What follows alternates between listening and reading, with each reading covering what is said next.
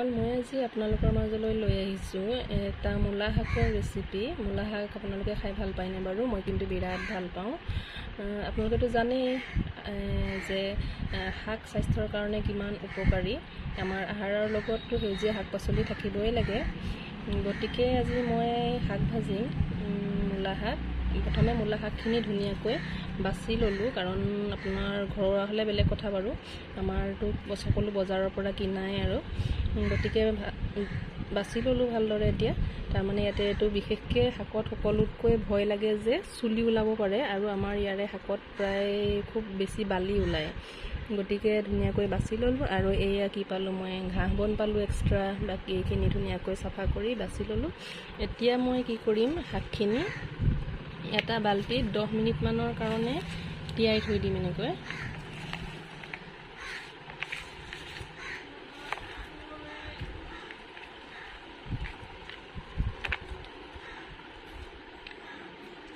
দেখিছে নহয়?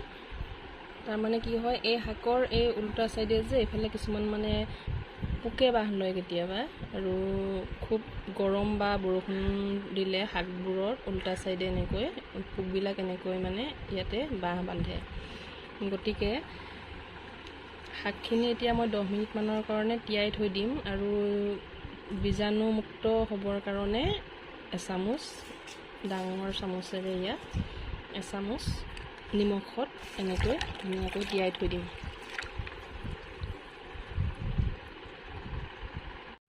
এতিয়া শাক ভাজিৰ কাৰণে তেল গৰম হৈ গৈছে। এতিয়া শাক ভাজিত তেলখিনি গৰম হোৱাৰ লগে লগে প্ৰথমে দি দিম নহৰুখিনি।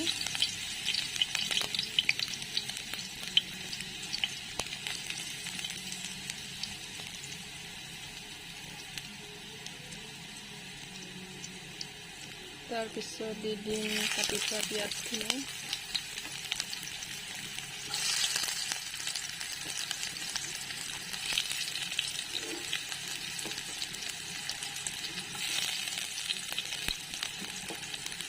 সেইফালে দি দিম আলুখিনি কুটি থোৱা।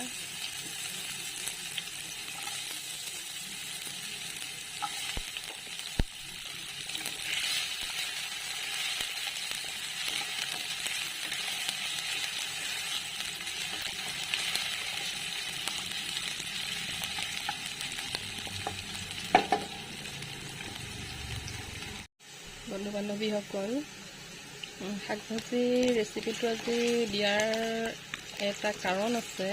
মই ঢেকীয়া শাক ভাজি কেনেকৈ মই মূলা শাক ভাজিত এটা বস্তু দিম, আপোনালোকে শেষলৈকে চাই থাকিব।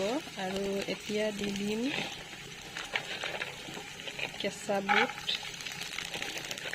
শাকত বুট দিলে খাবলৈ খুব ভাল লাগে।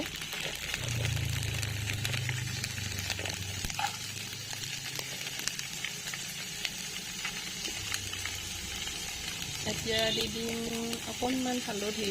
শাকত বেছি হালধি নালাগে বাৰু। এতিয়া ধুনীয়াকৈ মিলাই দিম।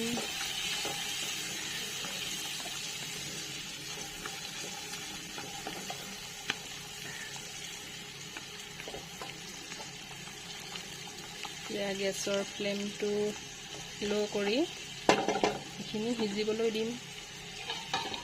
এতিয়া ঢাকি দিওঁ। বন্ধু বান্ধৱীসকল, আপোনালোকে ভিডিঅ'টো শেষলৈকে চাব, আৰু ভিডিঅ'টো ভাল লাগিলে লাইক কৰিব, লগতে মোৰ ভিডিঅ' চাই কেনেকুৱা পায় কমেণ্ট কৰিব, ভাল লাগিব। আৰু যিসকলে নতুনকৈ চাই আছে তেওঁলোকে চেনেলটো ছাবস্ক্ৰাইব কৰিব।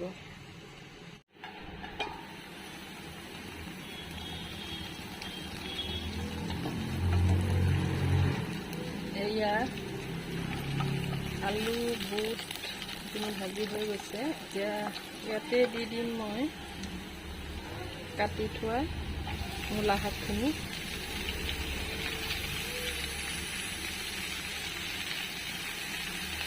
আপোনালোকে চাকৈ ভাবিছে শাকৰ ৰেচিপি আৰু দিয়া কথা নাই।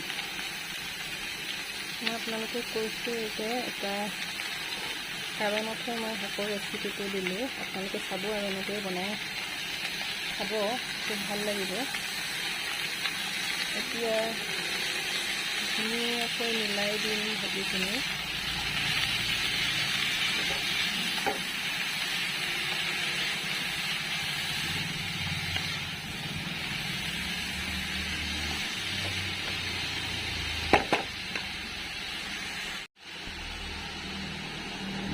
এতিয়া দি দিম জোখমতে নিমখ।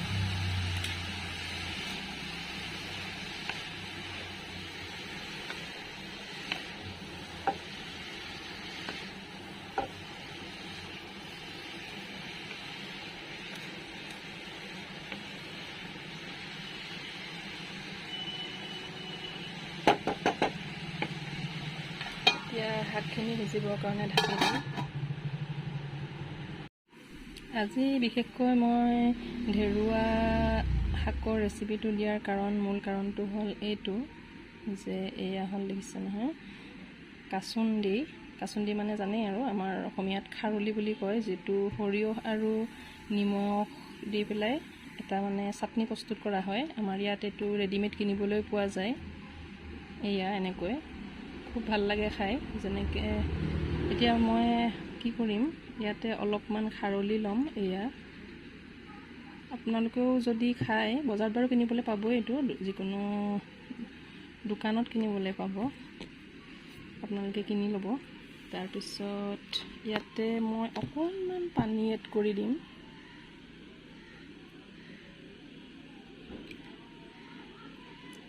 অকণমান এয়া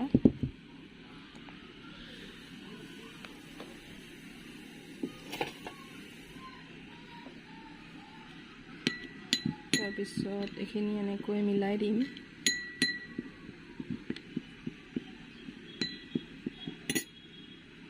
এয়া খাৰলি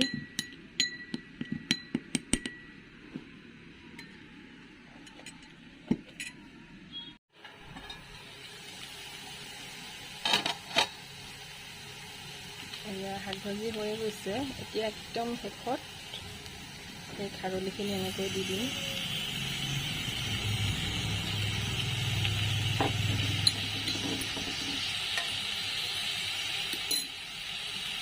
দি ধুনীয়াকৈ মিলাই দিম। খুব ভাল লাগে খাবলৈ। আপোনালোকেও বনাই খাব ঘৰত এনেকৈ। যিহেতু নিজে যেতিয়া আপোনালোকে খাৰলি দি শাক ভাজি খাব, তেতিয়াহে টেষ্টটো বুজি পাব। এয়া